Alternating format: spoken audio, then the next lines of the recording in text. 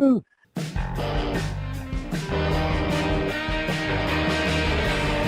Rob Van Dam! Rob Van Dam!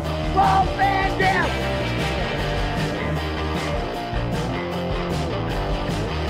I'm Rob Van Dam.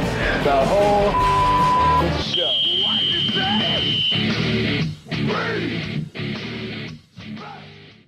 Yeah. What's up? What is up? It is a Thursday night. It's trash night. But it's a bigger night than that because it's one of a kind. With who? With that. Yvonne, get the trash. No, RVD. It's me, silly. RVD. It's you, RVD. Rob, it was just a mere, not even a week ago I saw you, but we were in Vegas together. Yes, sir. And now I'm still in Vegas. And where are you? I'm back in Pittsburgh, sweat my ass off with a case of the shingles. So I feel great. That sounds great. It sounds fantastic, right? Yeah. Did something trigger the shingles? No, I don't think so. Oh. I thought it was just like a little pimple for a while. And then like it turned, like I mentioned to you off air, I started getting pains and stuff. And I thought, oh, it's just, I pulled a muscle working out or whatever. And no, lo and behold, it ended up being shingles. And I discovered it right when I was in Las Vegas. And so I'm taking the same medication people take for the herpes, but I don't have herpes. I just have shingles, everyone. So don't write that to the dirt sheets, please. But shingles is a weird thing. It's a weird, my mom used to get them watching me kickbox and fight, and she'd be in the crowd nervous and break out in the shingles. And I know I've had it. I just can't remember the incident, but I just remembered when I was told that I was like, really? I have that? But I can't remember. But it's a weird thing, right? Yeah. Oh, it's really weird. It's like I keep telling people like I'm about to turn 40 in June, but I don't feel 40. I feel 28. But getting shingles made me feel 40 and above. I can't remember what the symptoms were. It's like I don't know. Are you tired and pain? Yeah, fatigue, a little fatigue, soreness, like sharp pain kind of thing. I did try to go to the gym while I was in Vegas. I went like 3 times, I think, but the third time I went, I was really just exhausted and was not able to really do a whole lot. But yeah, so yeah, and like fever-like symptoms almost you kind of have too. So it's like, did you have chicken pox as a kid? I think I did. Okay, yeah, because it's like the later onset of chicken pox. Oh, okay. Is it if you don't get chicken pox as a kid, then you get shingles later, or is it if you were susceptible to one? If you never had it when you were a kid, you still get chicken pox, and it's actually more dangerous as an adult if you get chicken pox if you didn't get it as a kid. But then the shingles is like the second arrival of chicken pox. Okay. So, but yeah, it's hopefully I'm on the outer end of it, and everything will be fine. Good luck with that, brother. Thanks, man. But hey, it's good to be here live with you and live with a lot of our faithful listeners and watchers on here. Maddie Marijuana's in the house. Kyle Z, Triple E, Frankie Torizo, Jem the Dawn is here. Derek Fisher from the Lakers. Holy smokes. Dylan is here. Shout out to everybody. So if you guys have questions. Not Dildo, right? Not Dildo. No, not Dildo. I was bummed. I didn't see Dildo or Bobby at all at WrestleCon. Did you really expect to? I didn't. Well, with the reputation that they've garnered, I thought they would be representing everybody there. Well, I'll give you one guess on why Bad Business Bobby and Dildo weren't at WrestleCon. One guess. Have a big event in Chillicothe. They're kicked out. Whoa!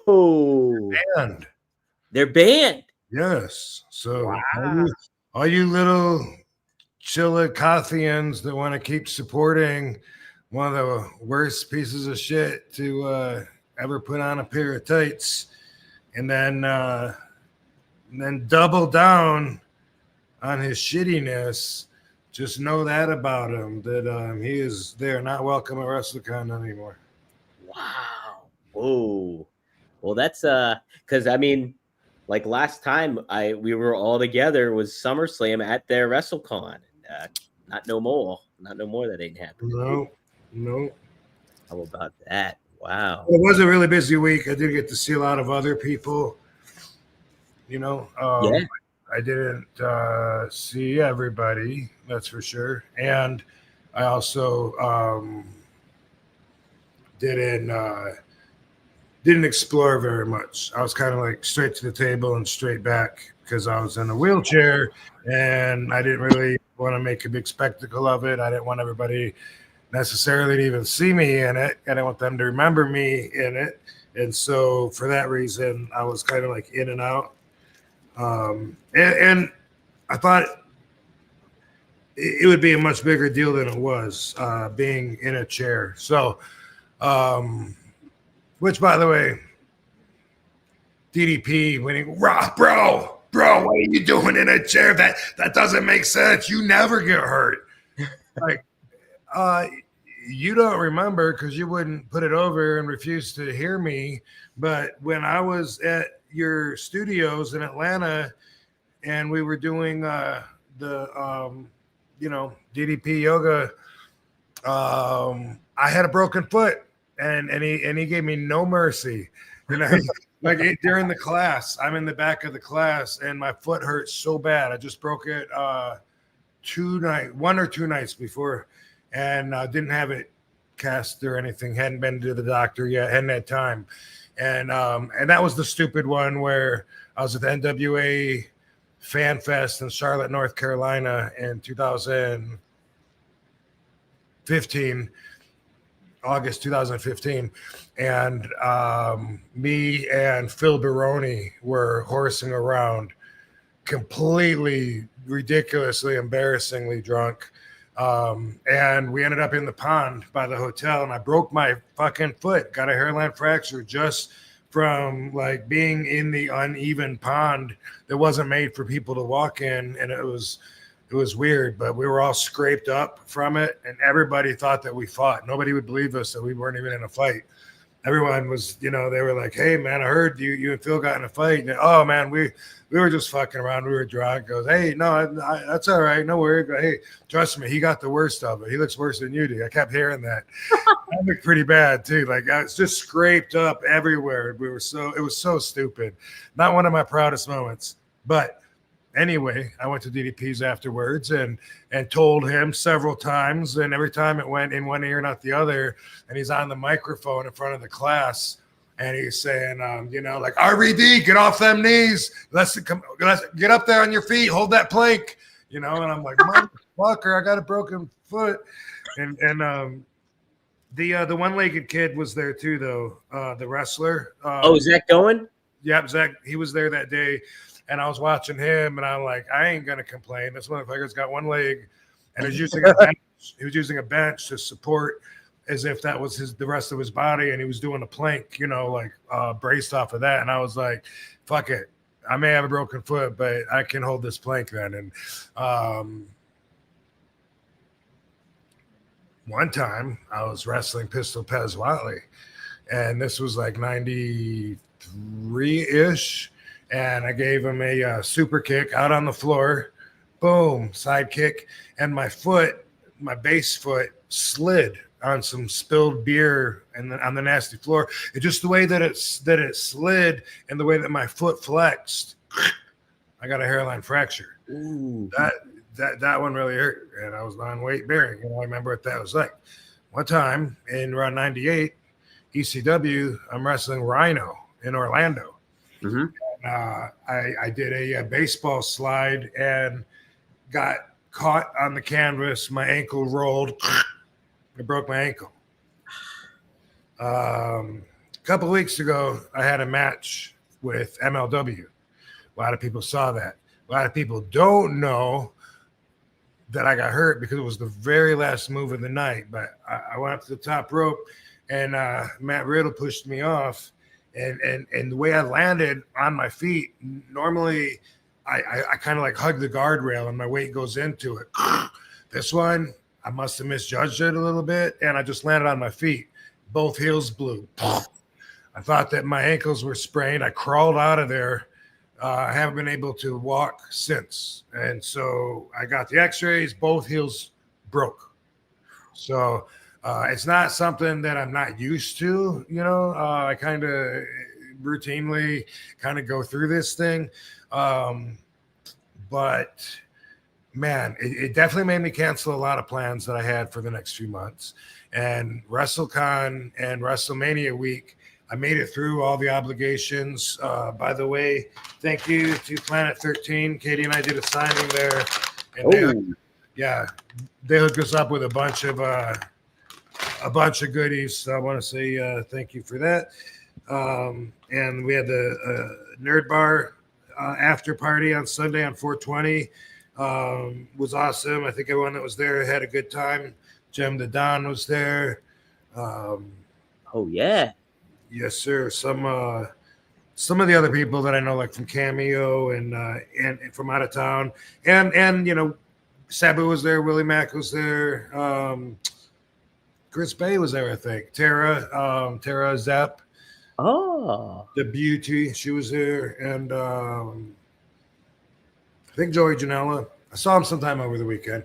Anyway, and WWE Fanatics on Monday, which a lot of that was private signings. Like I signed, they had a pile of Funko Pops, and then a bunch of Money in the Bank briefcase, a bunch of pictures. So I signed like 3 hours probably backstage, and then like an hour or a little more, taking pictures with fans and stuff, whatever. But I was concerned because the very last thing that I had was Monday before Raw, the Fanatics.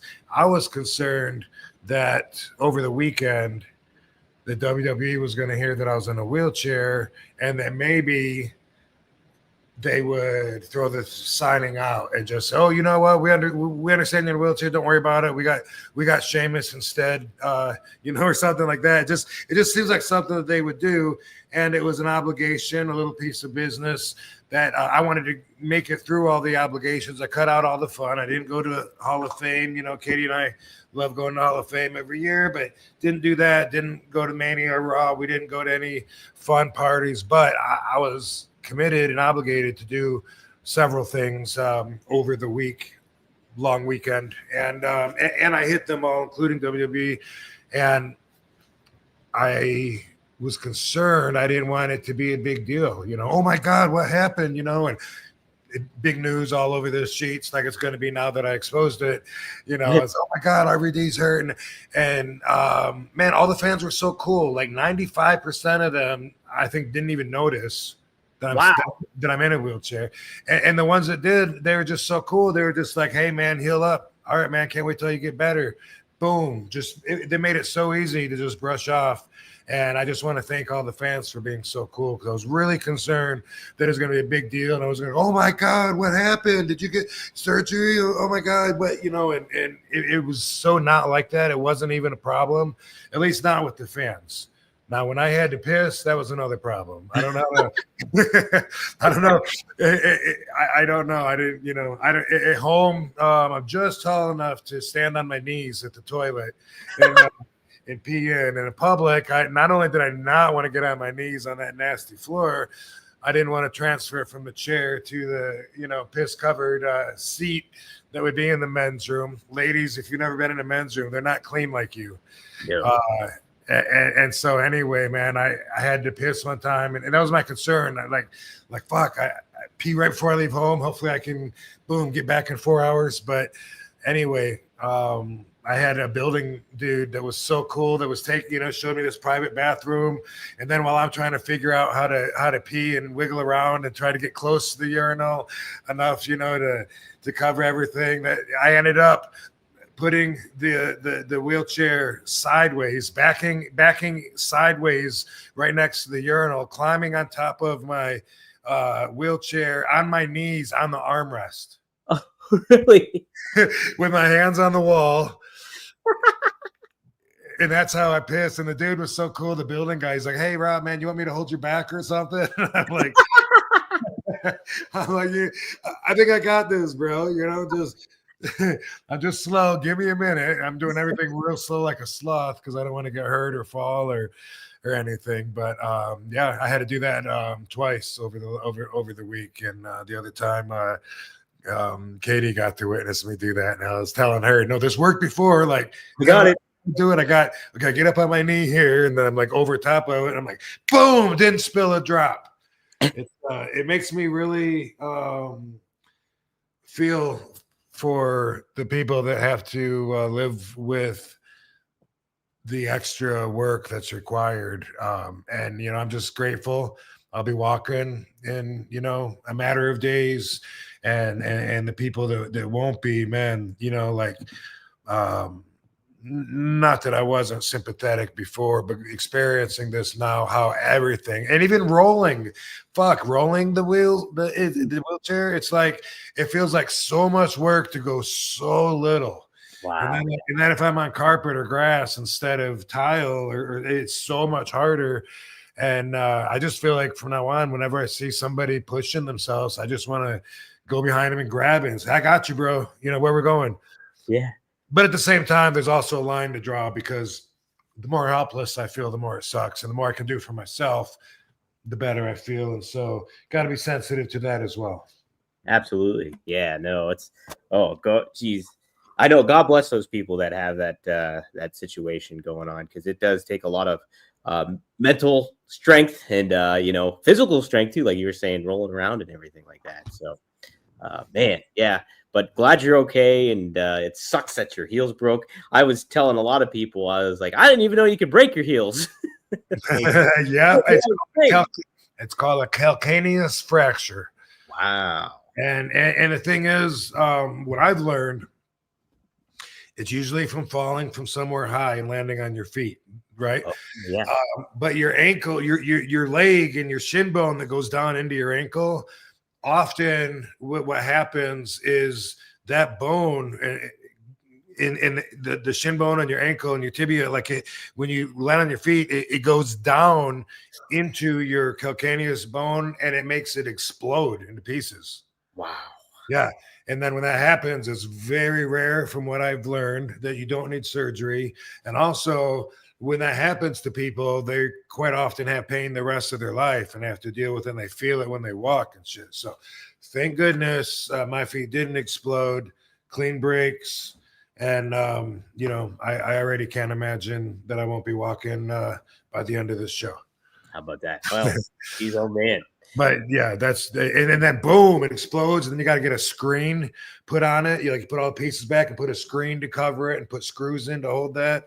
And I was just thinking, like, no, if they want to do that to me, I think I'll just crawl. You know, I'll just keep crawling. Fuck it. I'm learning to crawl. I did it when I was a baby. Now I got my knee pads on. You got the knee pads. Yeah, and I got my MMA gloves because they got thick padding on the knuckles from walking around, because I've scraped my knuckles up. Oh man, I busted them up because it's rough, dude. That looks like you're fighting Phil Baroni. Oh my god, man, somewhere there's pictures of that. Actually, on my phone from that. Now that I think about it, Yeah. We were so scraped up, and the worst part was my friend Tommy G recorded video of it and played it back for me the next day. And I don't know if you've ever had to watch yourself drunk when you're sober, but oh my god, I was just like, dude. And he goes, I know, that's why I'm showing you. You know, you need to. I'm going to let you know. You know, you need to cut back. You're going too far. And this was during that fun time when I was drinking a lot and through the divorce area. And yeah, it was ridiculous. I was embarrassed to hear myself being like, hey, fuck you, Phil Baroni. You ain't gonna shit. Phil Baroni? We both were like that, man. But you know, it was a bonding experience. It was. Yeah. That's like those Scared Straight videos, like that they would do on like fucking Sally Jesse Raphael or Jerry Springer, where they'd like bring the military guy in there and scare the kid.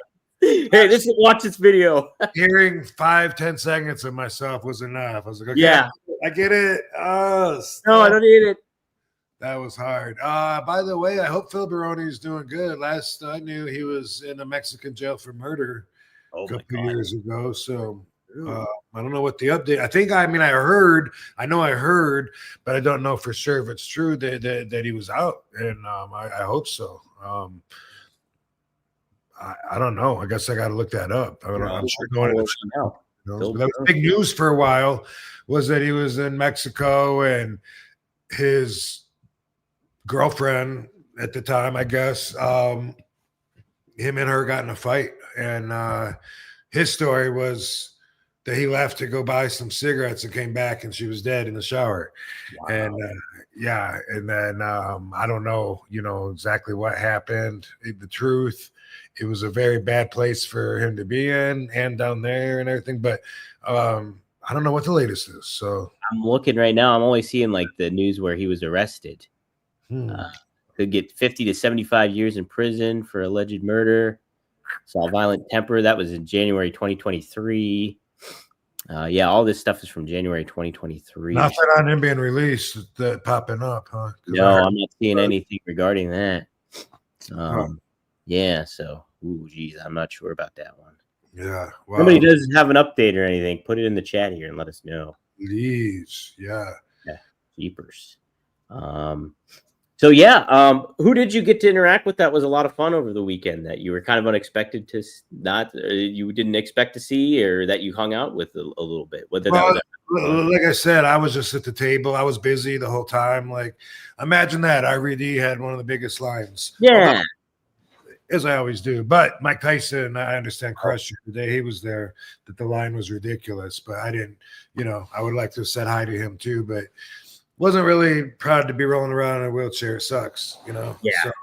Trying to, it sucks for me and my image and just feeling helpless and, like people know, Oh, yeah. I can't remember how I was. Who else did I see? Well, okay, so I was sitting by Rhino and Sabu, and on the other side, Foxy and J Rod. Do you know who J Rod is? Oh, no, I don't think so. Well, let me just tell you, I'm in love with J Rod also. So, is she the athlete, the pure athlete? She's got. I guess I don't really know where she's got a great body. She's gorgeous. Yeah. Yes. Super cool. And I talked to her a little bit actually. Yeah. Okay. Yeah. Yeah. Mm-hmm.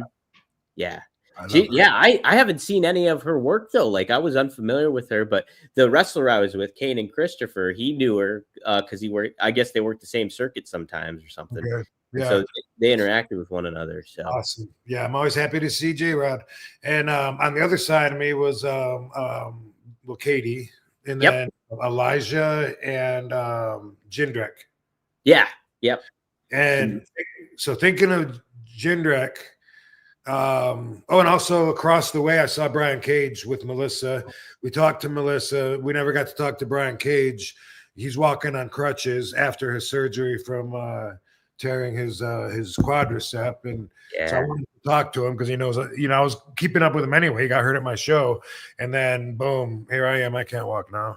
So we kind of been keeping in touch over the phone. But thinking of Jindrek, it reminds me of a subject I wanted to talk about. Did you hear it? Jinder, right? Jinder Mahal? Yes, sir. Yeah. Not Mark Jindrek. Yeah. I think sometimes I call him Jinder. I don't know. I might have called him Jindrek, but have you heard anything about the WrestleMania roast? Like there was like a little talk of it, and then now it seems like it didn't go over with some people, and then now it seems like from what I understand, they're trying to make it disappear, and they didn't film it, and no phones were allowed. And what's up with that? Well, the audio is out. They leaked the audio, not WWE. Yeah, but so it got removed on X. Somebody posted it on X originally, the audio. I listened to like the first 8 minutes of it actually today, and then I was going to listen to it later on, but it got removed. Oh, smoke them if you got them, gang. Do it to it. You got them. I think I have the link again. I think it's somewhere in the archives. I'll send you the link actually after the show. Okay, cool. I'd like to check it out. It's like a two hour kind of thing. I did hear. So Paul Heyman was on Pat McAfee, and he really he caused a lot of news, mainstream news too, in a lot of ways. But he mentioned the roast, and he kind of stole the show from what I heard. He was great at it. Oh yeah, that's what I heard too.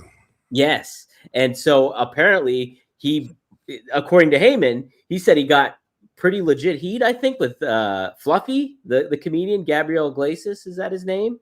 Yeah. And so I heard We stuff all like know him. Yeah. We all know him. He's a big wrestling fan, so we all, big wrestling fan and stuff like that. So yeah, he might according to him, and he got some heat with he wanted to feud with them. Yes, by joking on him, joking on him. That's what I heard. That's what I heard. Amazing. I can't wait to hear it. Yeah. So it'll be interesting. But yeah, from what I heard, I do another show. I produce a show with some comedians called Working Stiff, and their thing was called Wrestle Roast. They used to roast wrestlers, and it was funny. Like they were doing some good stuff. And so a lot of them were talking about how some of these comedians weren't that good at it necessarily. So I don't. It got like kind of mixed reviews from what I heard, but some of the jokes did get a little heavy, I guess. Well, see, that's the thing. Like, I'm not, as far as that goes, and obviously I didn't hear it myself, so I don't have all the information, and I'm just talking about what I do know. But when it comes to that, when it comes to people getting offended, it roasts. Come on. Yeah. That's what a roast is. That is what a roast is. When I'm a big fan of roast. Every roast that I ever see, from Pamela Anderson and William Shatner and who's the They did Tom Brady recently, which got a lot of news. The Tom Brady roast. Trump. I think they did the roast of Trump. Yep. Anyway, first off, you have to be a very good sport to be up there and get roasted. But the rule with comedy is it's not too far as long as it's funny. There's no joke that's not okay as long as it's funny. If it's fun, and when it comes to roasting, like that's what makes it so funny is you're like, oh my God. And they all roast each other too. Who's the blonde girl that comedian that's like the new queen of roast? Nikki Glazer, is that her? Glazer, yeah. I think she was the one that talking about Jewel and said that what's the girl group that sings "Don't Go Chasing Waterfalls"? Oh, TLC. Yeah, I think she said something about that Jewel's teeth were like TLC. They were all different colors and kind of doing their own thing, something like that. And it's just like, and it was like you could tell Jewel was like she had to cover her mouth because she was embarrassed while she was laughing. But I mean, it was just so funny because it's so rude. Oh yeah. The only joke that I heard, I only got one joke out of the WrestleMania roast so far, and it was the one that the main dude told, and it's something about gender was supposed to be there or whatever, but he was having a midlife ISIS or something like that. Oh, dude, I'm sorry, but that's kind of funny in the realm of comedy. I'm not ashamed to say that. I mean, he's saying that he's a Middle Eastern dude and making a joke about it, and that's within the rules of comedy. And it's kind of, I mean, I get where people would be offended, but not if you're tuning into a roast. No, if you're going into a roast, it's almost like an honor to get roasted. I mean, that's why they do it in a lot of ways. It's like, hey, let's get this person in there and roast the fuck out of them. So I have gotten pretty mixed reviews overall from what I heard, but I did hear Heyman really stole the show. And Miz apparently tried really hard, but he didn't do that good, apparently. From what I heard he made an attempt at least. So credit to him. Did you, Rob, were you there? So Starcast, the first Starcast that they had in Chicago, they did the roast of Bruce Pritchard, and my God, it was fucking great. It was so funny. There was Jerry Briscoe, Pat Patterson, X-Pac was there. Oh my God, I'm trying to think of some of the other. I think Jeff Jarrett might have been, but Bruce was such a great sport about it. Like They were fucking lambasting him, and it was so funny. It was one of the funniest things I've ever seen. I think it was that good. So yeah, when a roast is done right, you can't beat it, man. Right. Yeah. And yeah, you get the most. That's what makes it funny is the more you could shock everyone with how offensive you are, like how personal and how deep you really dove into it. Yeah. Whenever somebody, I mean, remember that happened years ago, wrestling roast, and Scott Hall got mad at somebody for. Yeah, so that was at the roast of Iron Sheik, and actually Sean Oliver was the one that put it on, like hosted the whole thing. Okay. So that was the roast of Iron Sheik, and it was Jim Norton. Jim Norton, the comedian, he was on Opie and Anthony. He really got a lot of popularity on there. Scott Hall was unfortunately under the influence at the time, heavily under the influence. Oh. And so Jim Norton made a joke about Owen Hart. And so Scott Hall, while he was inebriated, confronted Jim Norton about it. So that's kind of what unfolded with all of them. Do you know the joke, by any chance? Just about his death. It's something regarding his death. Something about him falling, probably. Something to that effect, I think it was. And so Scott Hall went to bat for him, but he was just under the influence, and it was, pretty bad situation. Hi, baby. Welcome home. Hey. So yeah. But that was interesting. I didn't expect to hear anything from it, but sure enough, it got leaked out. So yeah, I would like to hear it. Yeah, I'll send it to you if the link is still up. But hey, another thing that really caught traction over the weekend, and I personally thought it was the match of the weekend, did not occur at WrestleMania, but it was Sabu's last match against Joey Janela, GCW. Did you get to catch any clips of that or see anything? Yeah, I saw the same clips that were repeated a lot on Instagram. Sabu bumping through the ropes to the floor with the barbed wire, and and the chair missing Janela and getting in the barbed wire, and it looked, and the comments looked good. Like fans seemed like they were pleased and not disappointed. Right. And I thought I told Sabu, I was like, it was a fun thing to watch, honestly. Like it was. And like, I think they had like Fonzie appeared middle of the match. And like, so he got a huge pop with the chair. And then Enter Sandman came out and he went through the crowd. It was a really well done, orchestrated kind of like, I don't want to call it a schmoz, but that's kind of how they did it in a certain way to make it like complete, I think. And it was just a lot. I thought it was a good match. People are kind of criticizing like it being that kind of match that you were criticizing, like when it comes to that thing. But I thought they told this story. They didn't like the risks that were taken were not that bad, to be honest, when it comes to the barbed wire and everything like that. But it was like, I don't know. I enjoyed the match, Rob. I thought it was great. And does Joey Janela own GCW? No, he's just a big part of it. Brett Lauderdale is the owner of GCW. Oh, okay. I thought it looked cool. The neon lights that said Joey Janela's Spring Break. Like that was the name of the show, right? Yeah, that was the name of that was Spring Break 9. So this is the 9th one that they've done. Oh, yeah.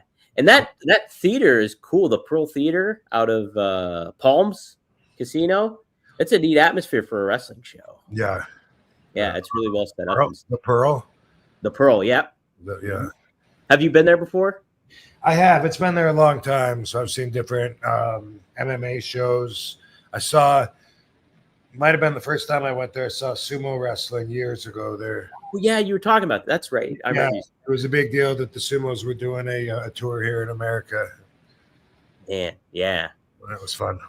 That's pretty neat. And then the night before they had Bloodsport, that Josh Barnett's Bloodsport thing, and Natalia was a part of that. And I guess, which was really neat to see. And she like had a different look. She wrestled a different kind of style, and like I think she was really happy with how that all turned out for her too. So that was pretty neat too. Yeah, that's awesome. There's a lot of activities, a lot of stuff going around, happening. Absolutely. Here we go. Let's see. All right, here's a super chat here. Ricky Jordan, thanks for the $5. What does Rob think about Stone Cold at WrestleMania, and does he have any cool Stone Cold stories? Yeah. Did you catch any clips of Stone Cold at Mania at all? I know that he hit the lady, that he hit the barricade and the lady took a bump. She took a bad bump. That was the worst bump I've ever seen. A delayed bump. Very delayed bump. Yeah, seen that a lot. Seen that footage a lot, and actually, that's all I've seen of Stone Cold. I think. Okay, so he just when he went out there, he announced the attendance. So he just attendance. The attendance for WrestleMania that night, and then what'd they say? 41,000. I think it was like 60 something thousand. So in total for both nights, it was 124,000 something. Nice for the whole weekend. But he was all over the grid. Like he got inducted into the Hall of Fame again with the match with Bret Hart, the WrestleMania match, and then he was also he was part of the what you were at too with WWE World. He did like a talk show on there, and it was cool. He told some great stories there.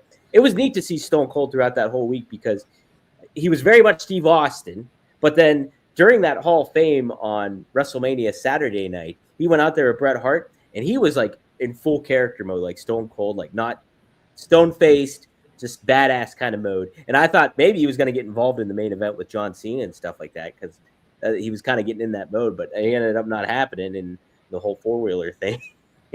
But yeah, so it was neat to he had a good weekend. It seemed like a very busy weekend though too at the same time. So awesome. My birthday brother. That's right, December 18th. How about that? And Trish Stratus too, right? Is she the other one? Yep. Big Trish Stratus. She's the other wrestler. Plus DMX, Christina Aguilera, Steven Spielberg, Brad Pitt, to name a few. Holy shit, that's a heck of a birthday. Wow. Man, December 18th. Mark that on the calendars, everybody. Mm-hmm. Do you have any? Yeah. Do I have any Stone Cold stories? Yeah. I'm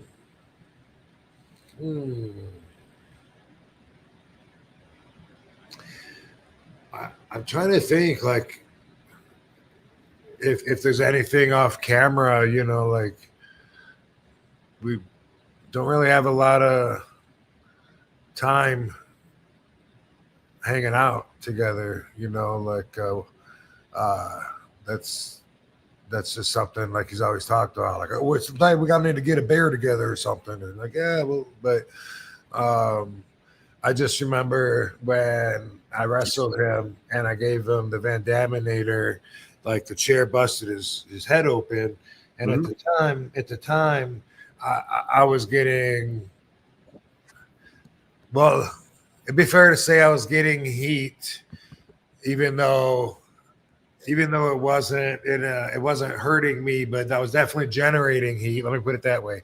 Generating heat by busting people open in WWE. Like 2001, shortly after I got there, when I got the hardcore title, and people that were taking the Van Daminator were getting busted open, and it was like a lot. I mean, there was Jericho, there was Raven, there was Test, I think Booker T, not that he would be upset, but and Kurt Angle, and so people were talking. Yeah. Behind my back. No one's saying shit to me. No one's saying shit to me, but I was aware. That there was and Kurt made me aware because he said, man, I'm sorry about what my wife said. Please just ignore her. She had no business even saying that. She knows what she's talking about. I'm like, well, what are you talking about? I go, oh, you don't know? And I was like, no, you'll probably hear about it when you do. Please just ignore it. I'm sorry. She shouldn't even be doing an interview anyway. And she said some stuff, because when we wrestled, I got busted open, and so she said, you need to go back to they need to send you to Ohio Valley to learn how to wrestle or something like that. Yeah. Boom. I got Stone Cold, like the top guy at the time, and I bust him open, and I'm like, okay, let's see if I'm finally going to get in trouble for this, or, it's starting to add up, and see if is it still cool or what. And when I saw him, like, hey, yeah, sorry about the the fucking potato there, and he goes, oh, that's all right. I knew it was going to happen. And I was like, cool. He's all right with me. All right with me. Yeah, Stone Cold's great. He was telling some funny stories too. He said this one story how him and Nash would rib each other. When they were in WCW together, when he was like Stunning Steve and Nash was Oz, that they would rib each other by trying to find the cheapest, shittiest hotel possible and booking it for themselves because like they wanted to save money, but it's also like at the same time, how shitty can you get? Like basically. So that reminds me, like way back in like 98ish in ECW, we were in Baton Rouge, and Taz was telling me that Stone Cold rents like an economy car just to save money, and that he was saying, why don't you drive a limo or something like that? And instead he gets like a little small 4-door. I don't know if it's true or not, but that just goes with what you're saying there about trying to get a cheap hotel and save money. Oh yeah, no, he's notoriously frugal, I think, from what I've heard on the road. And a lot of the times he would just drive by himself. Like he wouldn't have a partner to drive with or anything like that. He would just go on the road by himself. It's more expensive that way. Yeah, that's true too, right? Man. All right, another super chat. Is this just Jem the Don shouting you out, saying thanks for being awesome part of my weekend, Rom. So definitely saw ran into Jem a few times over the weekend. That's awesome. That's I forgot he was going to be there. That's sweet. I know. I showed up to the after party, but I showed up too early. It was like right after the show ended, and nobody was there basically. Oh, okay. I was there for just a hiccup. Yeah, but okay. Mm-hmm. And then, but then the midget wrestling started. Like, was that already going? No. Okay. So this is the funny thing is my brother Luke was there, Marcus was there, and the wrestler Kanan was also with us. And so I was kind of giving him a little tour of the place. I was like showing him around, and like I was like, oh, there's the big penis that you can ride, and then I was like, oh, here, let me show you the little midget wrestling arena and stuff like that. So I walked over and like I tried to open the door. I was like, oh, it's locked. It's not, nobody's in there. And sure enough, they opened the door and I'm like, oh, hey. And I was like, I was just going to show them everything. And they were having like a meeting. Oh, okay. And so I was like, oh, sorry. So they didn't get to see it. And I was like, oh, it's all right. We could go. But yeah, you got there early. I got there pretty early, yeah, because it was right after WrestleMania ended. And then where'd you go? Where'd you go from there? We just went back to the hotel. Oh. And I passed out probably like at, I don't know, like 11 or something. No, not even probably. I didn't even stay up that late. But yeah, long day it was. But it was fun though. All right, here's another super chat. Frankie Terrizzo always asks the good questions. Thanks for the $5. What are some of the dumbest or illogical pro wrestling moves in your opinion? When you were kickboxing, what were some of your best techniques? So dumbest or most illogical pro wrestling moves in your opinion? I know one that we were talking about. Yeah, the Canadian Destroyer. Yep. Mm-hmm. And also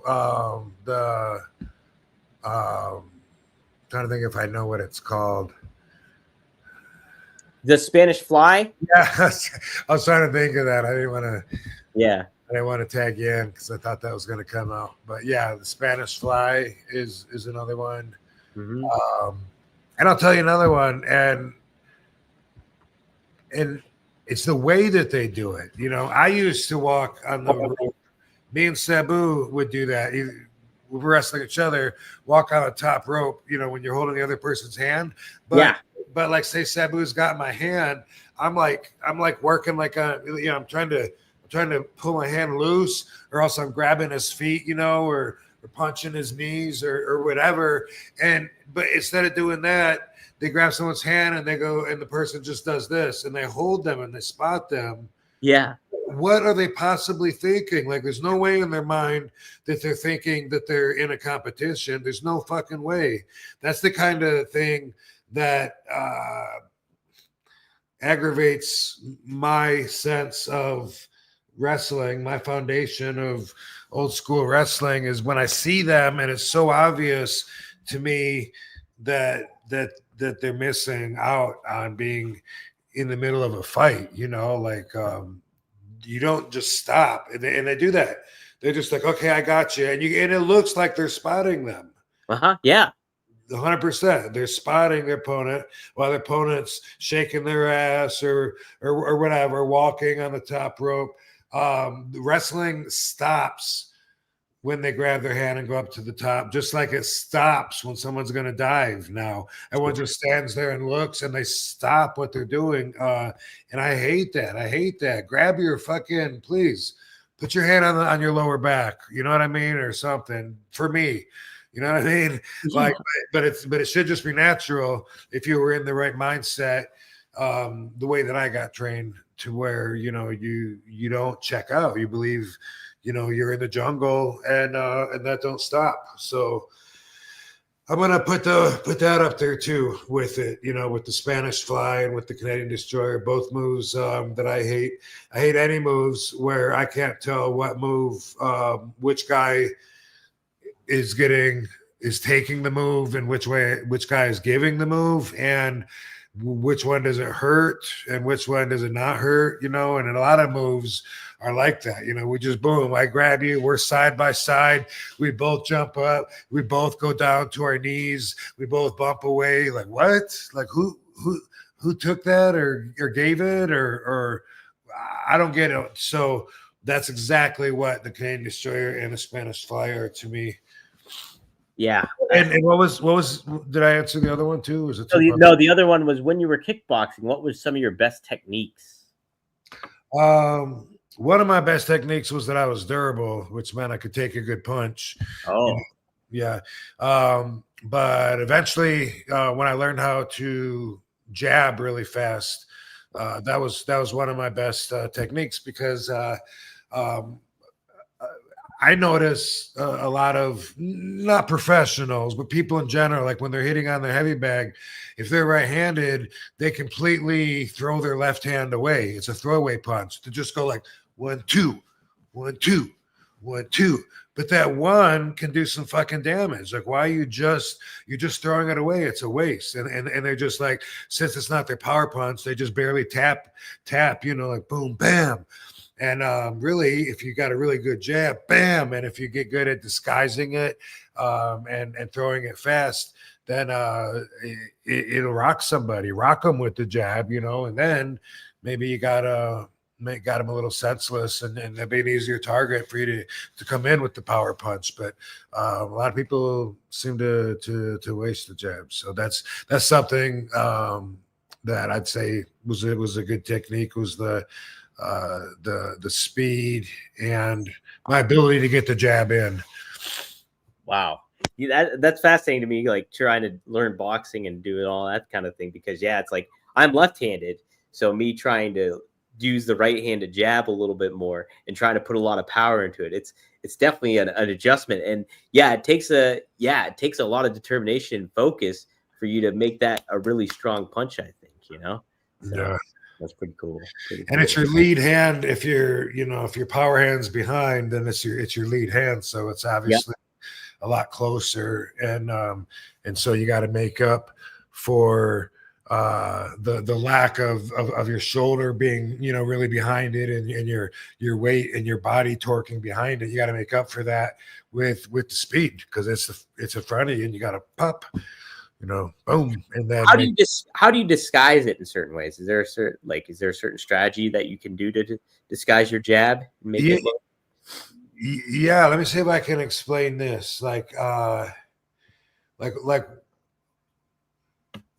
more straight that my hand goes towards your face, the harder it is going to be for you to see it, because all you're seeing is, like, let's say a glove, and as it gets closer to you, it's just growing in size, right?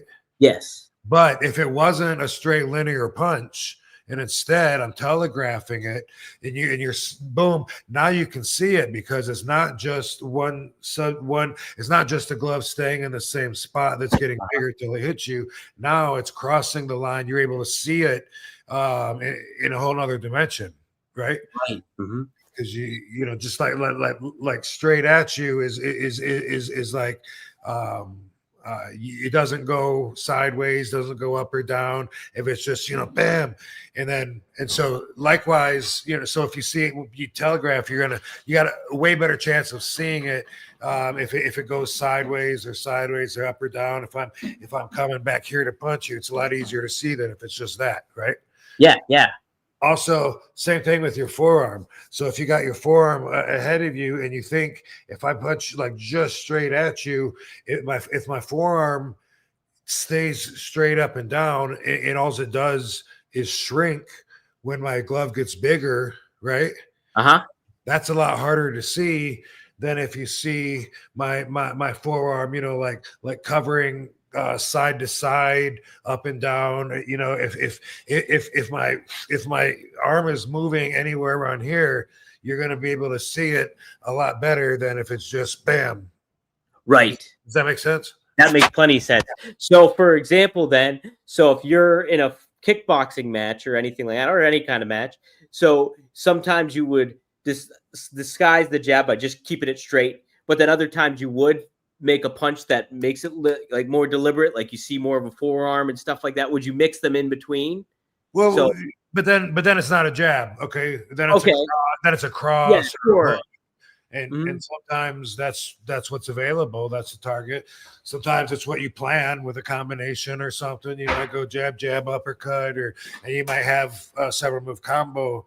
But when it comes to just a jab, I want it to be hidden. You always want it to be straight. Like yeah, because that's and another thing is like the way that I was taught, and everyone has different techniques, but was to look over my glove, and that way my glove is, you know, my gloves are kind of covering my face, but when I'm looking over my glove and then I just punch like straight at you, it's just, you know, it's like an eye to eye, bam. It's a lot harder to see than seeing it come from somewhere else. From over there, yeah, because it's the closest thing to you too, you know, so it's bam.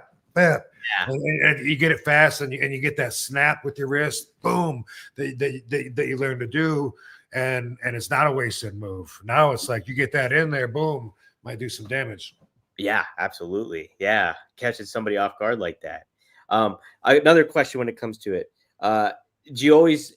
I kind of started to learn like. Well, which by the way, let me just get this in. Sure. Yeah. When I was learning though, the guys that were training me, they could throw that hook that you're talking about, and they were just so fast with it that it was probably even faster than my straight on jab, you know, that I was trying to perfect at the time. One of them was Terry Gay. He was the kickboxer that I trained with at Super T's Karate. And another one was Troy Nesbitt. He was a Golden Glove boxer and a street fighter. He was one of the kids in school that was always getting in fights and known for being really tough and kicking a lot of ass. And we used to play on his trampoline. That's one of the places I learned on my flips. But he came to my ring when I had my ring set up at 84 Lumber in a storage place that I was paying $200 a month for in training. And at that point, I didn't really know that much. I was like really green in it. And I just remember that like, he was like so fast that he, you know, he'd be like this. He could even have his hands kind of down. Like he would like switch them up, you know, and do all that shit. But yeah. I wouldn't see it coming at all. And it would do so much movement that I should have been able to pick on. I mean, it wasn't hidden at all. It would come around the world like this and bam. And it was just so bam, so quick. It was like, holy fuck, man. No wonder this guy's, got the reputation he does. That was Troy Nesbitt. Thanks for the punches, bro. Damn, that's wild. Yeah. So when you throw a good jab too, were you taught to like utilize your hip a little bit too? Like, a little bit? Is that something that added to the strength, I guess? And that's kind of what I've been learning a little bit. But yeah, it's a little hip, it's a little your shoulder, but you gotta learn to do it in a way that I don't know if I could teach or not, because you that could slow you down if you're focusing on it, but it needs to be behind your punch, just like if you're pushing your car and it's a neutral, you need to have that behind you, but your fist still needs to lead the chase. It's hard to explain, but yeah, it's the shoulder and the hip and your foot, even, you know, like your your lead leg is gonna take the stress and the weight as you lunge forward with that, you know, and pop. Might, you know, like if it's real close and shit, then you might not move your waist. You know what I mean? Like if you're like pop, if you're like real in close, but it still has to be there. It still has to be like tight and strong and pushing. It has to be pushing behind it. That makes sense. That makes a lot of sense. Oh, okay, good. Yeah. Okay, one final question. I remember you telling us in previous episodes that Blackjack Lanza taught you how to throw a working punch. Was you not throwing a working punch? Was that because you were so used to throwing those kind of jabs and stuff like that, and that kind of how you adapted that into the wrestling? 100%. Yeah. Mm-hmm. Yeah, and I never got taught to punch like at Sheik's school. It was all about grabbing and bringing them in close and really grappling and shit. You know, it was It wasn't about trying to throw work punches. It wasn't about camera angles. It wasn't about TV wrestling. It was about learning the foundation and then we knew what we were watching, so you know we could expand on that when Sheik wasn't around. But yeah, absolutely. Like the punches look like shit on TV because I wasn't telegraphing them, you know, and they were just bip, bip, and they look like crap. So you do the opposite if you're doing a movie or if you're in wrestling where you want a really dramatic punch. The exercise that I learned at Storm King Mountain's action movie making weekend seminar that I went to a few times, but there's the exercise that we learned to throw the punch is you reach behind you like you're grabbing a bottle of beer off the bar to hit somebody with. So when you punch them, you come way back here, crack. Oh, yeah. You grab that bottle, and that was an exercise that we learned, and that's the opposite of what you want to do in a boxing match or a real fight. Well, the funny thing, so I was on set for Creed, the one Rocky movie, and it was Michael B. Jordan and Tony Bello. Tony Bello is like a legitimate like boxer and stuff like that from Britain, and they literally went through the whole round to film. Like they would box the whole round out. And so, but then Stallone, I remember Stallone stopping the whole thing, and then he gets in the ring. And so they were doing like really regimented actual boxing kind of thing. But when Stallone did it, he's speaking to what you were saying, like making it for the camera. And it was like, damn, that's a Rocky punch right there that he's throwing, and like showing them how to do it in a different way. It's pretty fascinating stuff. Yeah. Yeah. Pretty cool. All right. Yeah, I actually had training to do it in movies at those the action movie making weekend seminars that I went to. I did like 2 or 3 of them. Had a lot of fun at those, and that is how I got hooked up with my first movies that I did too, because they were, you know, casting and there was a tryout at the end of it. That's how I got cast for Blood Moon, first Super Fights, and then Blood Moon. Holy shit. Yeah, from this thing that I paid like a mark and went to Hudson, on the Hudson River, Storm King Mountain in New York. And that's where I met Keith Hackney. Keith Hackney was the White Tiger.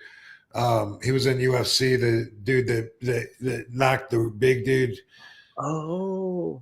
Yeah, I always get his name. I think his name was Emmanuel Yarborough, the really, really big dude. But anyway, yeah, big 600-pound dude, and he hit him with a ridge hand, bam, and went down, and boom, broke his hand. Anyway, not important, but those things, like I learned how to work like the camera and stuff like that for movies, but I still threw a shitty punch in wrestling for another 10 years. Did it? You just didn't like kind of. It didn't dawn on you, or necessarily. Not really, no, because like in a movie, you don't want to make contact. Sure.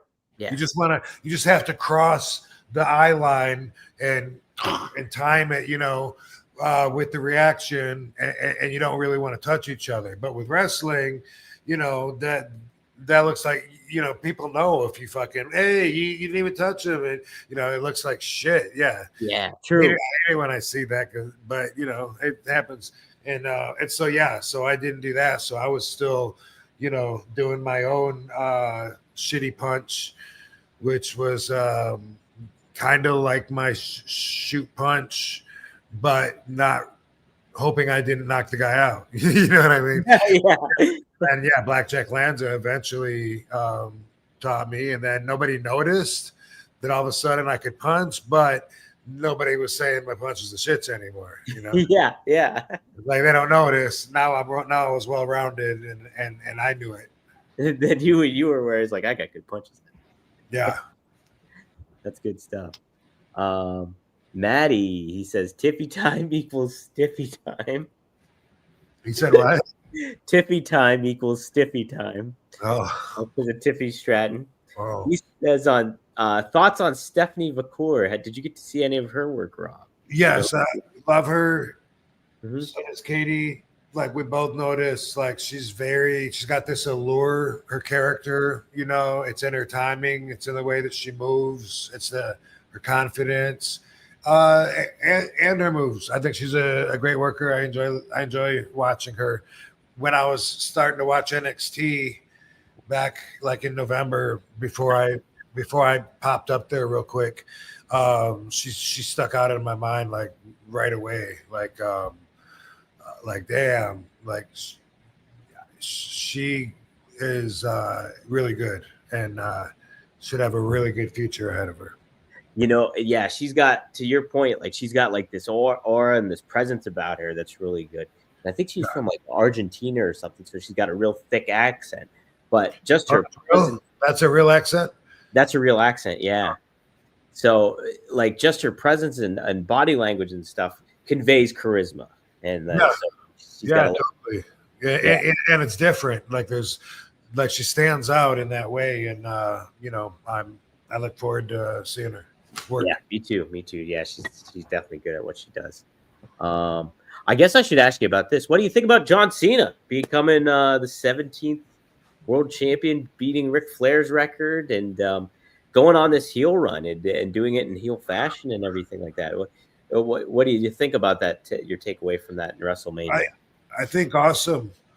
Mm-hmm. I think that's awesome. I haven't seen the WrestleMania match yet, but I think that Cena is probably the number one guy to watch right now. For me, probably my favorite guy to watch, see what he's doing.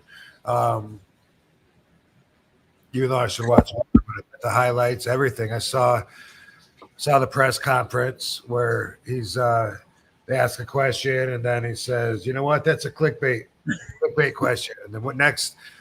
You know what? That's a clickbait question. You saw that, right? I did see it. Yeah. Obviously, you guys are just interested in headlines, and so here's a headline for you. Watch me ruin wrestling tomorrow, whatever. It's just like I think like right now, like he's the guy to watch, and for me, he is. So that's what I think about that. Is like I want to tune in and see what he's doing. It's extremely interesting. Yes, it's funny too. Like his WrestleMania entrance. If you didn't see that, it's just his Titantron's just a black screen. I did see it. Just his name. We watched the entrance because we were watching one of the other YouTube shows.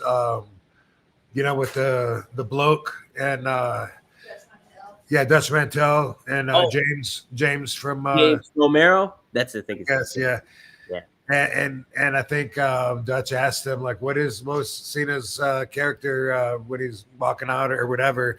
And he was like, "A high schooler, like depressed, angry, rebellious high schooler, just with his head down and the hood up." And so we watched it because of that. We wanted to tune in and watch it. It was funny too because when they were announcing him for the match, his back was completely turned towards the hard cam, and he's like leaning like away, like, and they're announcing his name, and then he just turns around and just is like stone faced and doesn't give a fuck. It's pretty funny. I like it. I like heel Cena, and then I saw no pyro, no new entrance, no nothing. You don't get nothing. Yeah. Yeah. And then the funny thing, and he's so smart, like he was talking about on Pat McAfee too. He was kind of like calling out the fans, you know, and basically saying like, you know, that he has appreciation for the history of the business, and he's always said the honest thing. And like he told fans at the end of December, he's done and he's going to live up to them, even if the fans don't like him. And then he also mentioned, he called out the fans, I think it was on Raw, saying that you're booing, because Cody would get some boos. Like, you know how you get the weird fan base during WrestleMania weekend. And the fans started booing Cody. And he's like, look at you guys, even booing Cody. He's like, you have no allegiance to anybody, like calling them out for that kind of thing and just throwing it back in there. I was like, this is some good stuff. Johnson knows what he's doing. That boy good. Yeah, that boy real good. Yeah. Cool. Hey, we got Seth chiming in here with the $20. Hey, nice shirt, Rob. Man, hey, I mean, yeah. This Venice Beach Dub Club shirt. Oh, is it? Yes, sir. You can't see, but it has the tag. Oh, there it is. Yep. Hell yeah. Dude, I didn't know that was it. Seth, I got to give me one of those shirts. Yeah, go ahead and plug where they can get it. Where can you get it at? Do you know, baby, where they get this shirt? Oh, she can't hear me. Oh, Seth, let us know. Give us another chat. You don't got to give us a super chat. Just put it in the chat and I'll pop it up there. But he says, man, I don't. He brought it when we saw him when he came to our the wrestling show. He brought a couple of shirts. Yeah, which, by the way, we got that next one coming up. And then after Chicago, I see we're going to be in New Orleans. What? New Orleans? Hell yeah.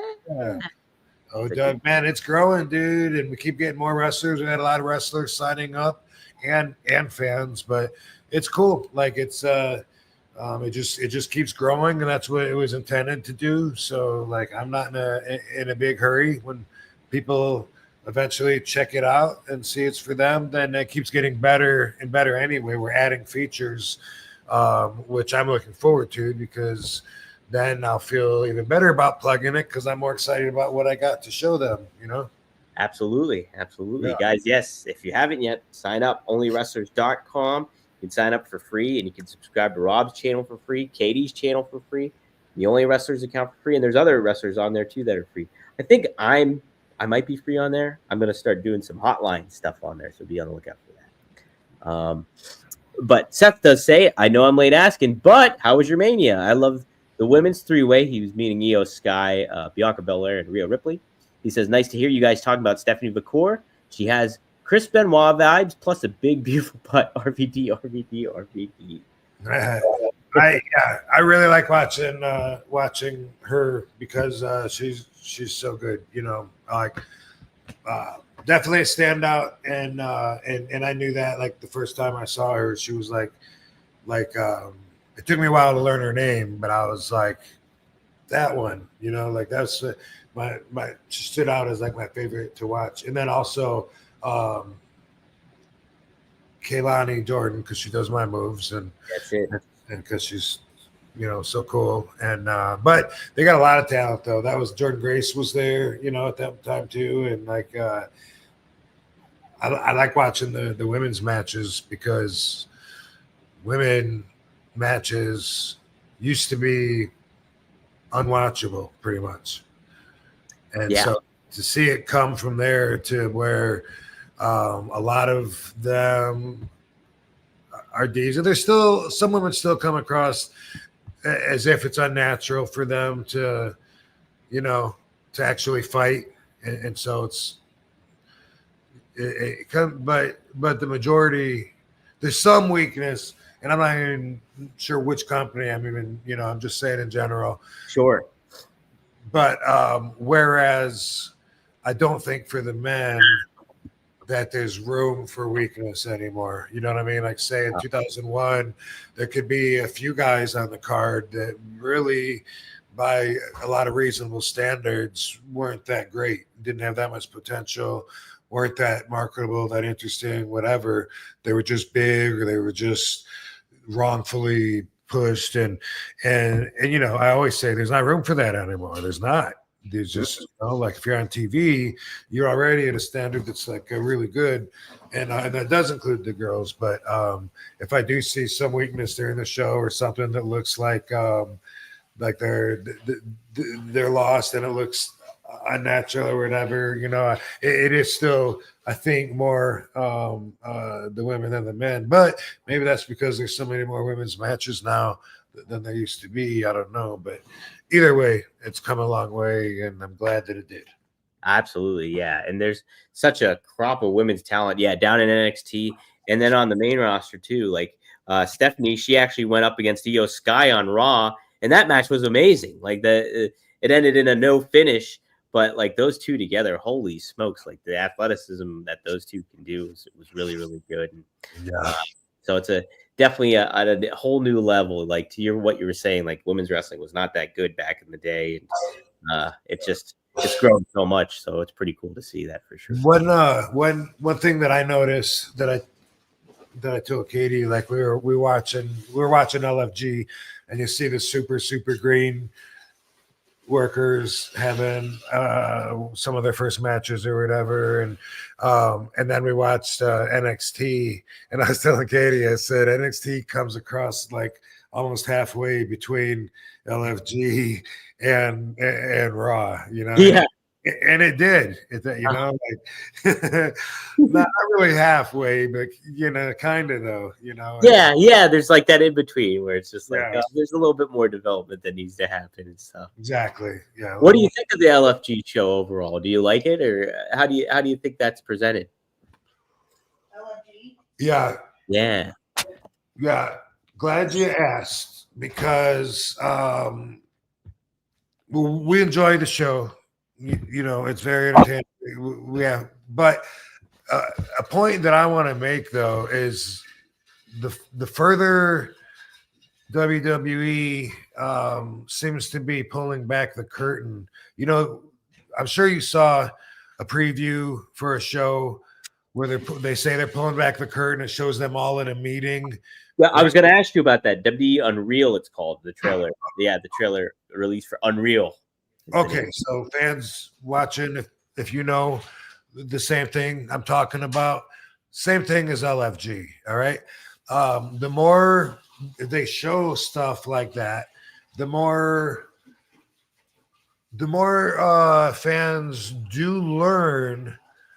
But at the same time, it's also deceiving, because the fans then feel more like they understand how everything works. And no matter how much they do that, you're only getting half the story unless you get the perspective from the actual wrestler. And I don't mean, you know, shows like Tough Enough where you get to learn the personalities and hopes and dreams of the individuals. I mean, like the person going through the business that actually does deal with the egos, that actually does deal with the competition, the boys being jealous, all that shit that you don't see that. You don't see that in these other shows, but that's such a big part of it when you're actually going through it, when you're the one wearing the wrestling boots.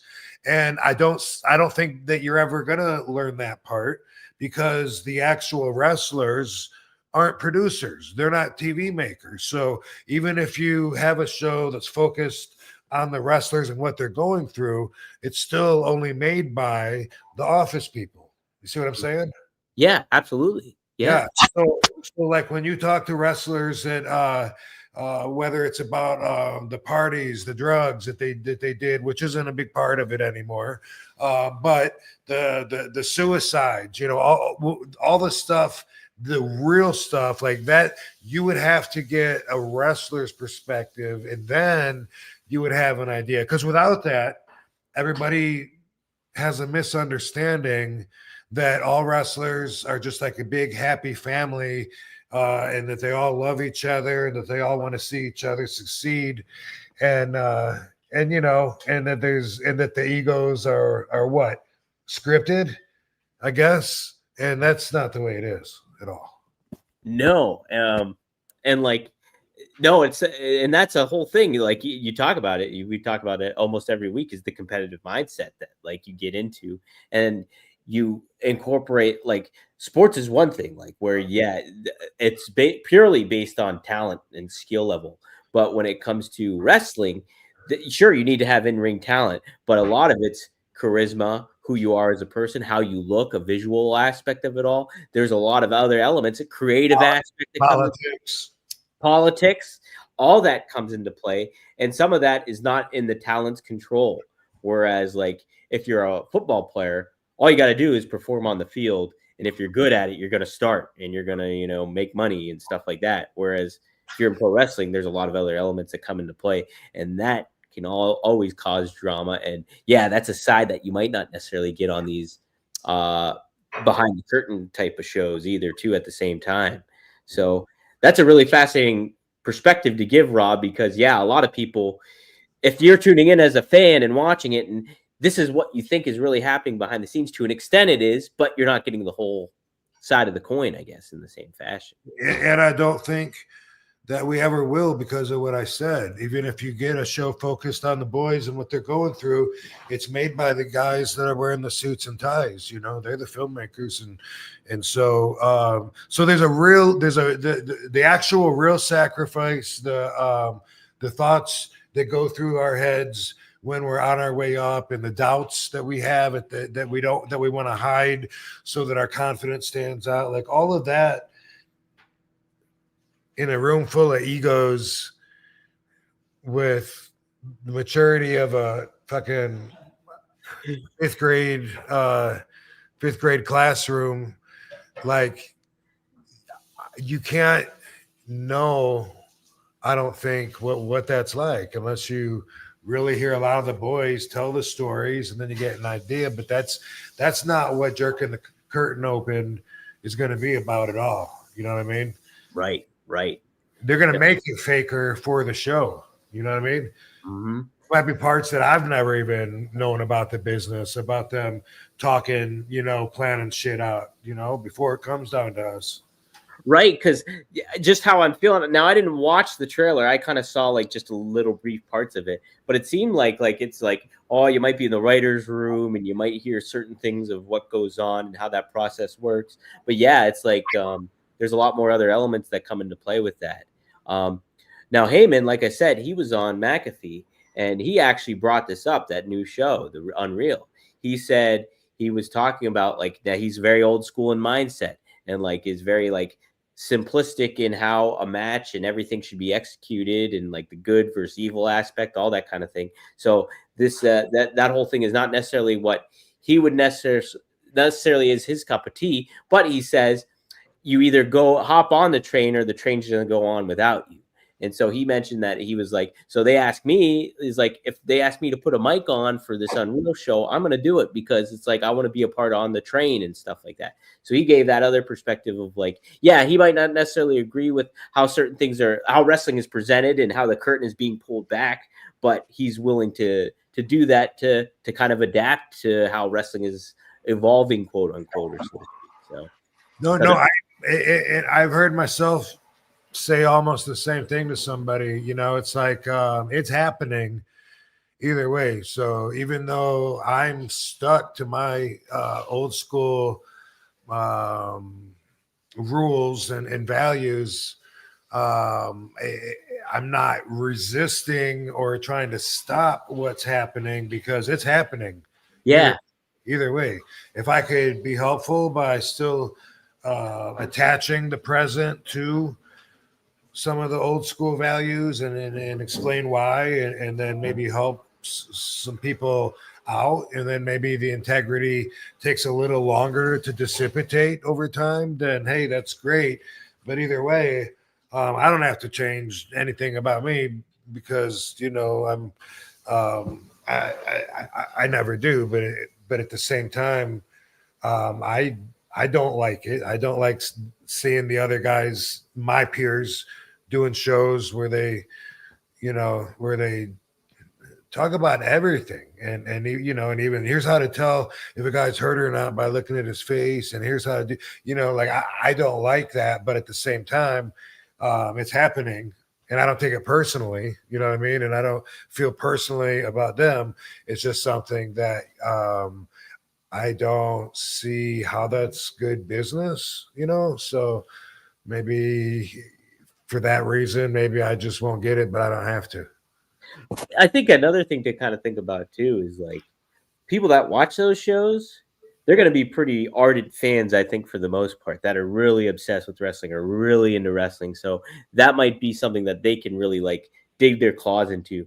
But if you go, like, if you take a litmus test of a family that shows up to SmackDown every couple of months that it comes by in their town, they might not necessarily watch all that stuff and still have that quote unquote suspension of disbelief where it's all like, hey, this is what wrestling is, and it's drama, what is real, what isn't, kind of aspects still coming into play. So yeah, it's kind of like how everything's kind of carte blanche now when it comes to how people consume media. Maybe in this kind of form or fashion, that'll be in the same realm of it all too for people. Yeah, it'll be interesting to see what it becomes. I mean, it's always, I guess, transforming, so it's not just going from one thing to a next, but it's hard to imagine the direction that it's going, and what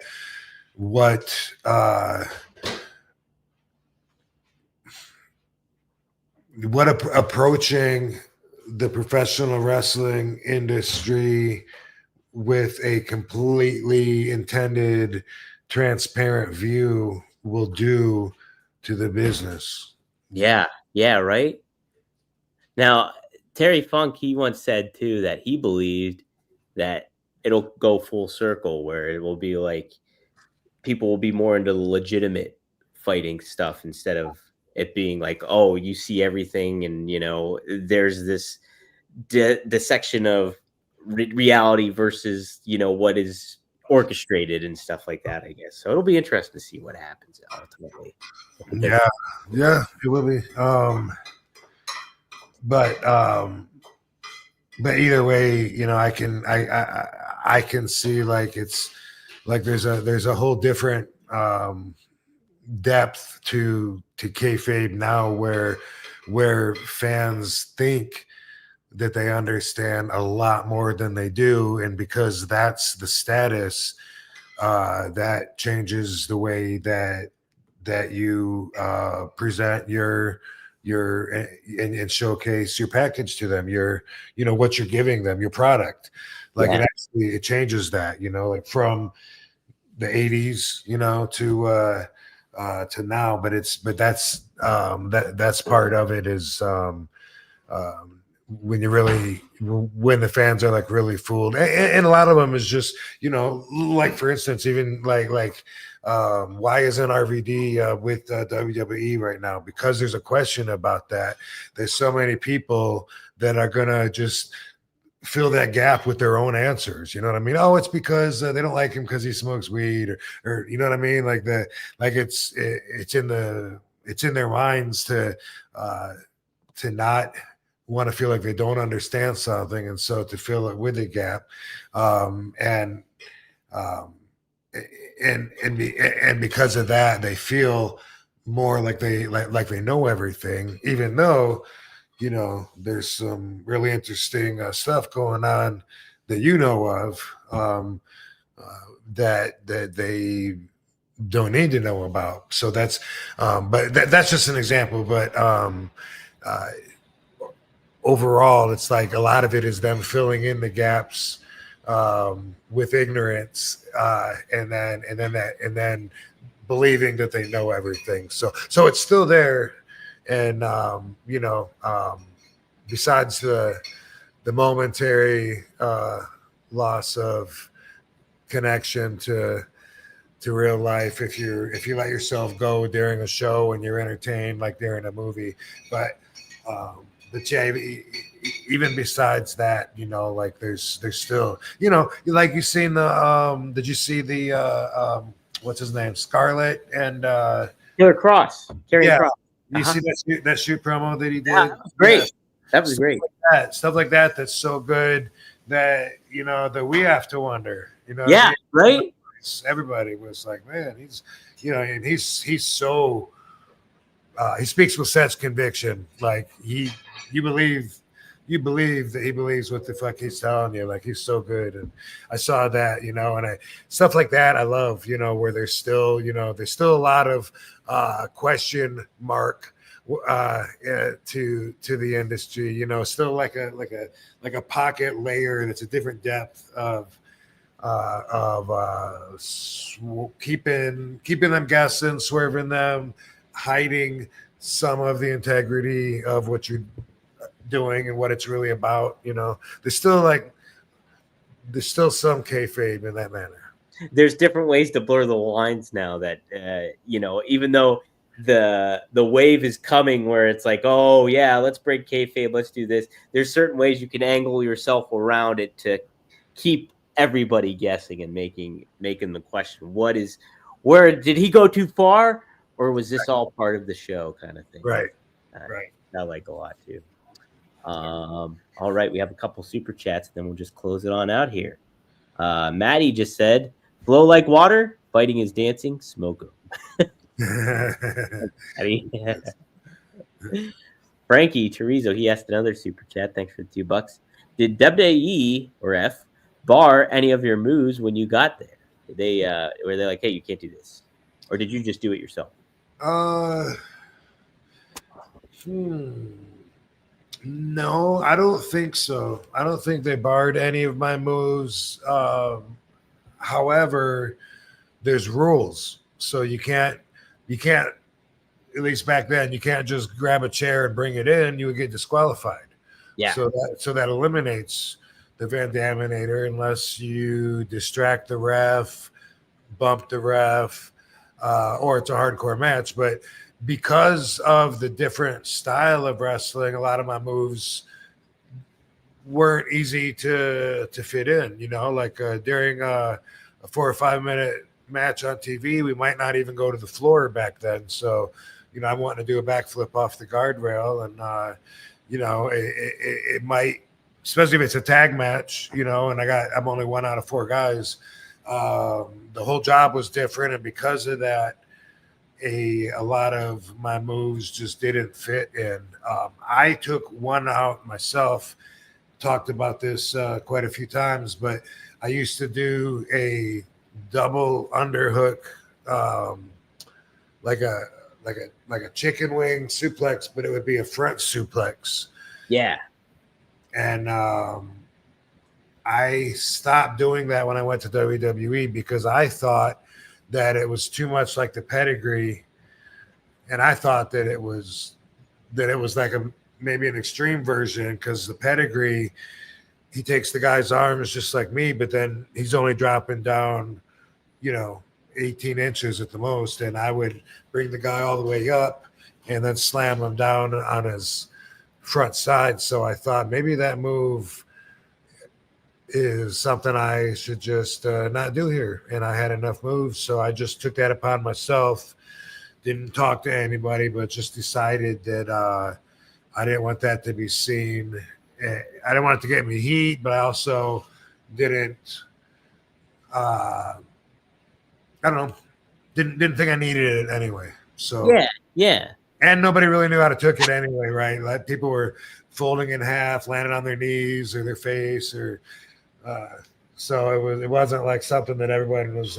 It wasn't one of my favorite moves to do because of the way people would be confused and ball up and all kinds of shit. So that I barred that myself. Yeah, there you go. There wasn't any concern with somebody like Eddie Guerrero or D'Lo Brown having like their own version of the frog splash, and you bringing that in. You didn't get any flack for anything like that or nothing? Nope. Good. Nope. Closest I can come is when I had the hardcore title, when I wrestled Test, and this was like the first time I met him. So this is like early 2001. And I'm working with might have shaken his hand before in the dressing room. I don't remember, but this is the first time working with him, and he went out. He was really not want to do any hardcore stuff, and he came up and told me that, hey, just because it's a hardcore match doesn't mean we got to do all that shit. It just means we can do it, but we don't have to. Let's just keep it in the ring like a normal match. I was like, damn, man, that's how I stand out on the card. I got this hardcore title, let me just do one thing, so let me do this moonsault off the guardrail, and all you gotta do is nothing, just boom, land on you. Don't even worry about how you catch me. I won't get hurt. And boom, I went up to the moonsault, and when I went back, our heads collided so hard. Bam! And he was pissed afterwards. Took him a little bit to calm down. Yeah. That was too fucking hardcore. Yeah. Yeah. That was one of those times where I didn't want to take my boots off until he calmed down, in case it was going to get physical. In case something was going to go down. Yeah. Seth followed up. He says, mark my words, it's a mistake to pull back the curtain as far as The Rock has done recently, or the Unreal Show will. They're going to kill the golden goose. We know it's a work, but let us take the ride. Interesting perspective. It's weird. It's weird. And also, it's not even like I'm trying to explain, like, from our pathway in our careers, it's not even nearly as much of a work as everyone thinks it is. You know what I mean? There's so much more real competition, sacrifice, egos, stabbing people in the back, fucking trust issues, friendship versus business, promises made and broke. There's so much politics. There's so much to it that's not a work that it gives everyone the false impression. And now they're going way into that to make people think even more that they understand how it is. And maybe it's going to soften it up and get rid of all that stuff, but I doubt it. Right. I doubt it. How can there ever be not be jealousy? You know what I mean? Yeah. And at the same time, too, say if you did do that, say if you pulled back the whole curtain, you showed all the drama, all the politics, and this unbiased and a vacuum where it's everything is what you see is what is real or whatever. If you were to do that, say all the drama going on backstage, that could hurt somebody's on-air character. Say if somebody's a good guy and you put him out there, and it's just oh, well, I got to look at this guy or this gal differently because they're kind of an asshole backstage. They're not a good guy, or so to speak. So even doing that would be contradictory to your product, on-air product. So. Of course, yeah. It's crazy. And something else that I don't know how they would capture, but it's a pattern that the wrestlers go through, where a lot of people think that life is a formula. You go to school, you go to college, you go to start your career, boom, you work this many years, retire, whatever the fuck, right? Yeah. And with wrestling, same thing. A lot of people think they pay their dues, and then after paying their dues, when it's their time, then boom, they'll get paid back. And then a lot of the wrestlers never make it to that next level. A lot of them. And then they get bitter, and then they're like, hey, what the fuck? Why am I putting over this young green kid that, can't fucking lace my boots up, and I've been working this long and this and that. But, and that's real, and that's so common. Right.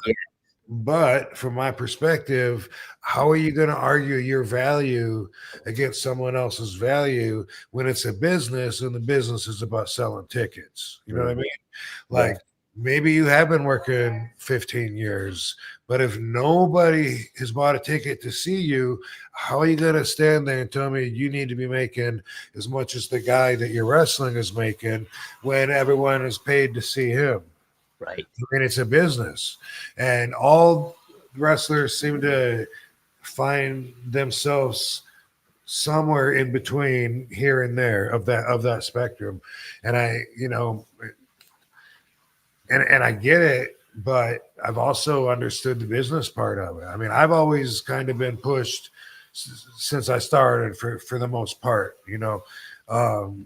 but I've always seen that, like the older guys, the veterans, or just bitter guys that had to teach me and put me over on my way up. I saw that in so many of them. They're doing the formula. Why does it not work for them? They paid their dues. When's it going to be their time? But bro, your value is based on how many tickets you sell.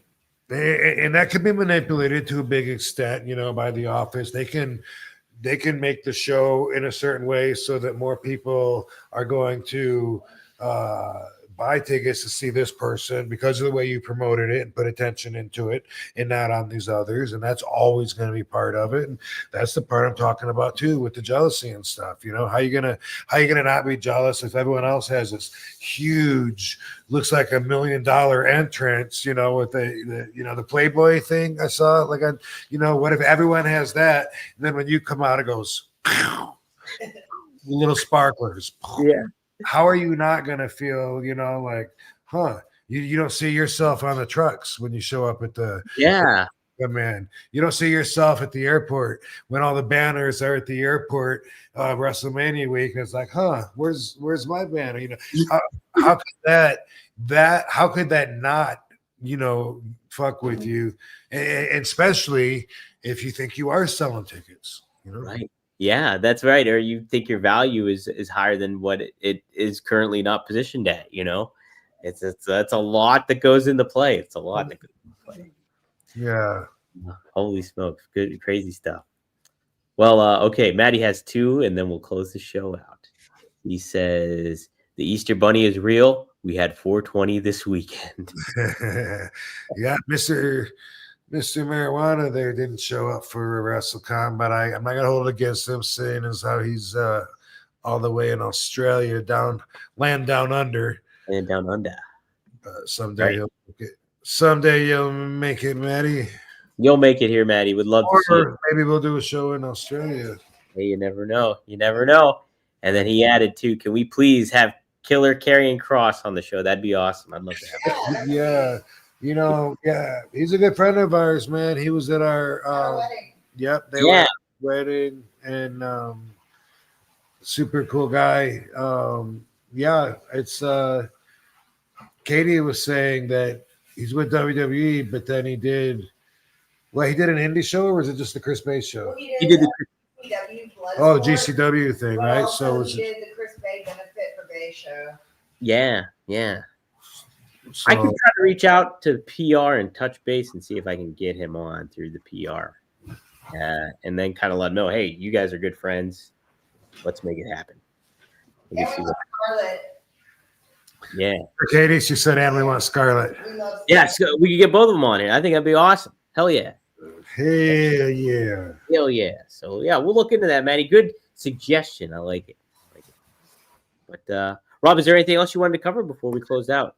I'm looking at my list of stuff that I wrote down. I think we talked about a lot. I will say this, though. Yeah. Since we haven't hit this subject yet, I watched the Mafia movie, the Kings of Alto Knights. Sorry. I don't know why that fucking title throws me for a loop. But anyway, the Alto Knights, where Robert De Niro plays both Vito Genovese and Frank Costello, and you said that a review said it wasn't that good. I loved it. Did you? Yeah, I did. Okay. I thought it was really good. Yep. Hell yeah. And there's something called Mob City, and I Mob watched it. Mobland. Oh, really? Oh, I guess that's it. Pierce Brosnan's in it. Oh, yeah. So we talked a little bit about that because of Tom Hardy. Yeah, I watched one episode of that, and I will probably, watch the rest of it. But it's, it's fiction and it's a little over the top. But also, I looked at a Michael Francis video today on YouTube. Uh-huh. Because I'm laid up. with broken feet. Oh. Not that I don't watch YouTube all day anyway. Smoke weed, but oh, you okay, Lovey? Oh, Doggies had baths, so they got the zoomies. all amped up. Yeah. But anyway, I was watching a Michael Franzese video, and he was interviewing this director. I should get it. Danny. I don't know what his last name is, but we met him at the Mob Museum with David Arquette because he did the movie Mob Town, which was about the Appalachian Summit meeting in 1957, which actually would come after. Well, actually, they talked about that in this movie too. Anyway, I learned through that Michael Franzese interview two things. One, you know, like almost every week, we seem to talk about the DeMeo crew, the Murder Machine. Yep.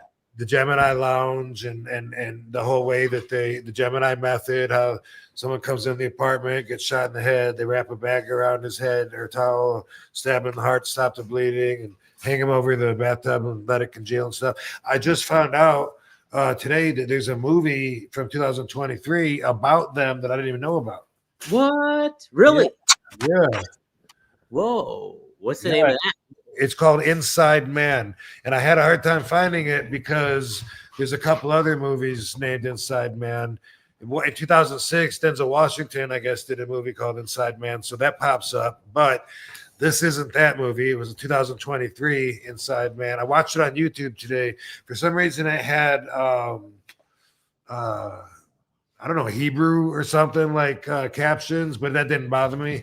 I watched it and I liked it. It's like it covers their whole story, and they thread like a fictional part of a guy that's there through all the crimes to tell their story. But I had no idea. And who's in our chat room that always asks about Kyle Z? Kyle Z always asks the mob question. So Kyle Z, bro, if you haven't seen it, look up Inside Man. He just asked me last week about Dracula, the guy that lived in the apartment and bartended at the Gemini Lounge. Guglielmo. Oh, if I'm saying his name right. You know what I'm talking about, Kyle Z. And he's in the movie, dude. So anyway, the other thing I learned is that this guy has another mob movie coming out tomorrow. Whoa, and it's Mob Cops, and it's based on the book, and I'm a big fan of their story. So yeah, it comes out. I mean, people, depending on when they listen to this, but it comes out the 25th. So I can't wait. And it's going to be, the theaters, but also you can watch this on direct video, which I'm going to be doing it. So Mob Cops are two of like the worst cops. I mean, a lot of cops were corrupt back in the day. Some still are, but these guys, man, they were on the payroll with Anthony Gaspipe from the Lucchese's. He was paying them not just to give information, but sometimes even to get people and kidnap them for him. And they're actually charged and connected with 8 murders and two cops. Louis Eppolito, his whole family is mob. Like his dad and his uncle and everyone's mob, but he's a cop, and he says that he's the good guy. Denies everything, every crime. But his dad was with the Gambinos. Andy the Fat. Was it Andy the Fat? Something the Fat. Anyway, and Stephen Caracappa was his partner, and those guys got away with everything that they did in New York, and retired, and then moved out here to Las Vegas.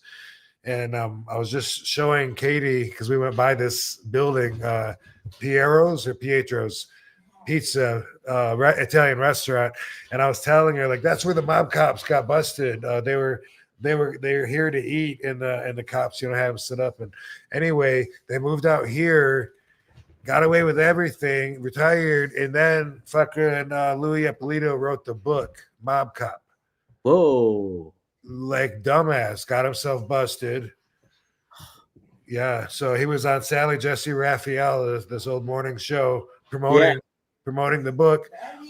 And at home was this lady watching TV who recognized him. And she was like, "Oh my God, that's the cop that showed up earlier looking for Jimmy, because earlier in the day they were looking for her son, and then she never saw her son again."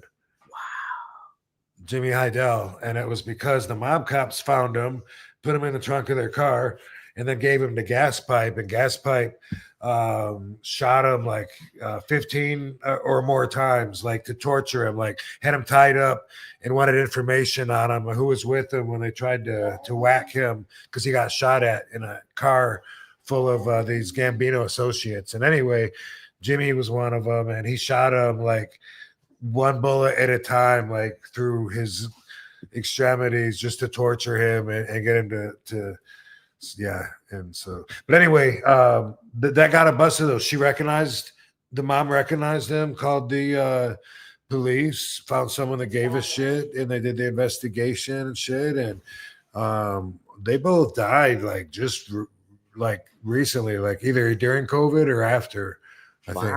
So, yeah. Well, yeah, you're right. So it releases tomorrow, April 25th. Director is who you said, Danny Abecker. Kaiser. I hope I said it right. And then David Arquette's in it. He's yeah. He seems to, a lot of times they stick together when they do movies like that. So yeah, I remember him saying that. I don't remember who he plays, but I'm pretty stoked about that. So that's awesome. Yeah, I've seen Arquette's been making some media rounds, and I'd imagine it was for that movie. Oh, okay. So. I had no idea about it till today. Yeah, no. Well, you just informed me. I had no idea. So that's awesome. I've read the book Mob Cops that this is based on, and I've also read several other books on the subject, including there's two different cops that told their versions of it, that are doing the investigations. I think Betrayal of the Badge was written by a cop, and one of the other ones too. But anyway, it's just a fascinating story. Like in the book, he thinks that he doesn't cross the line telling on himself, Yeah. But he still talks about breaking the law and stuff. Like he talks about getting information from one guy that he arrested, and while he's in jail, and he's talking about like pouring his face in like some kind of like ammonia to clean the floors or something. Yeah. Putting his face in there. Like, you can't do that. Even that is telling on yourself. Yeah, that's like, holy smokes. Bunch of shit like that where he talks about things that he did were way beyond breaking the law, but then he lies about all the stuff that ended up, being evident about that. Being evident stuff. Hey, sometimes that ego gets in the way and you can't. Yeah, for real. How about that? Derek, we talked about mafia angles working in pro wrestling. So take a look. A couple weeks back, we had an episode on that where Rob covered some stuff. And then Kyle Z follows up too. He says gas pipe was among the most violent in LCN history. So there you go. Yeah, and the reason that we found out about besides the mom and then the cops and doing the investigation and stuff, Anthony Gaspipe ends up flipping in prison and thinking that he's going to get out. And he tells all the stories, about how he had the cops on the payroll and everything, that they used to do for him. One guy, Eddie Leno, he was, John Gotti's right-hand man. And the mob cops actually pulled him over on the highway, and then they walk up to the car and fucking shot him, killed him right there. What? Really? Yeah. Boom. There was really like no limit. And they're police, Yeah, they're police. My goodness.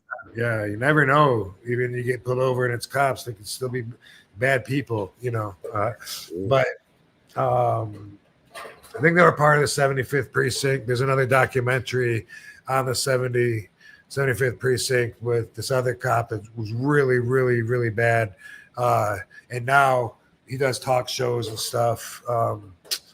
the fuck's his name? I don't think I'm going to come up with his name right now. It's been a while since I've heard his name. But anyway, a lot of the, there was a lot of corruption, obviously, back then when the mob ran shit, especially in certain towns.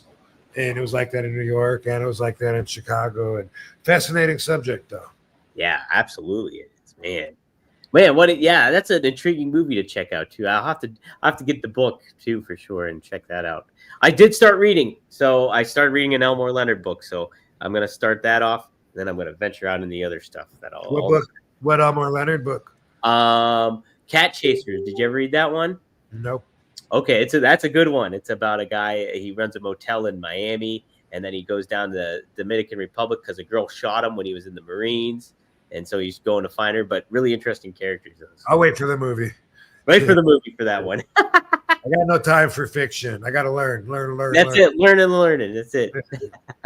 Learn. I got to learn alleged nonfiction. Yeah, right. Blur the line. Who really knows? We weren't. No, we weren't there. No stories clash with each other, different versions. So you go, well, this is what most people believe, but we don't fucking know. We don't really know, to be honest.